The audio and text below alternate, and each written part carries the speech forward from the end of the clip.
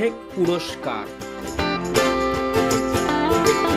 মহারাজ কৃষ্ণচন্দ্র বাগানবাড়িতে সপার্ষদ বনভোজনে যাবেন, মানে এখনকার ভাষায় পিকনিক পার্টি নিয়ে যাবেন। তাই আজকে রাজসভায় পিকনিকের মেনু নিয়েই আলোচনা হচ্ছিল। এমন সময় গোপাল এসে হাজির।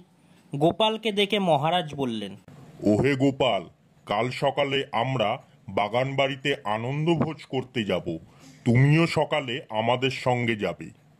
এই কথা শুনে গোপাল একটু বিমর্ষ হয়ে পড়ল, কারণ গোপাল গরিব ছাপোষা মানুষ, দিন আনে দিন খায়।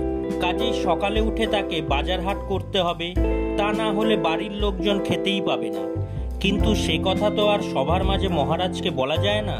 তাই গোপাল একটু ইতস্তত করে বললে, মহারাজ, আমার একটু দরকার, মানে একটু কাজ, মানে জরুরি কাজ আছে। আমি একটু পরে যাব, আপনারা আগে যান, আমি একটু পরে যাচ্ছি। পরদিন সকালে মহারাজ সভাসদদের নিয়ে বাগানবাড়ির উদ্দেশ্যে রওনা হয়ে গেলেন। কিন্তু গোপাল সঙ্গে না আসার কারণে মনে মনে মহারাজ রেগে রইলেন। বাগানবাড়িতে পৌঁছে গোপালকে শাস্তি দেওয়ার উদ্দেশ্যে তিনি দারোয়ানকে ডেকে বললেন, গোপাল এলে তাকে কিছুক্ষণ ভুগিয়ে তারপর ভেতরে ঢুকতে দেবে। বলবে মহারাজের হুকুম, যারা পরে আসবে তাদের ভেতরে যাওয়ার হুকুম নেই।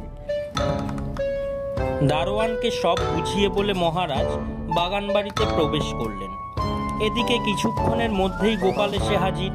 মহারাজের কথা মতো দারোয়ান তাকে ভেতরে ঢুকতে দিলে না, বলল, হুকুম হয়েছে।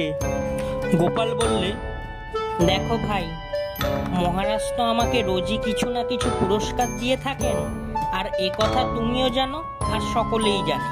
তুমি যদি আমাকে ভেতরে যেতে দাও, তবে আজ যা পুরস্কার পাবো তার অর্ধেক তোমায় দেব। দারোয়ান এই কথা শুনে খুশি হয়ে গোপালকে ভেতরে যেতে দিল। গোপাল ভেতরে ঢুকে চেঁচামেচি শুরু করে দিল। মহারাজ বিরক্ত হয়ে বললেন, কি হলো গোপাল, এত দেরি করে এসে আবার গোলমাল করছো কেন?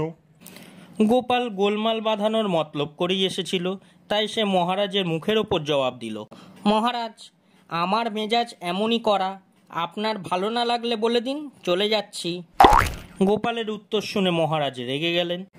তিনি হুকুম করলেন, এক্ষুনি গোপালকে 100 বার কান ধরে সবার মাঝে ওঠবোস করাও, আর 10 টাকা জরিমানা আদায় করো। হুকুম শুনে যথা আজ্ঞা বলে গোপাল কান ধরে ওঠবোস শুরু করে দিল।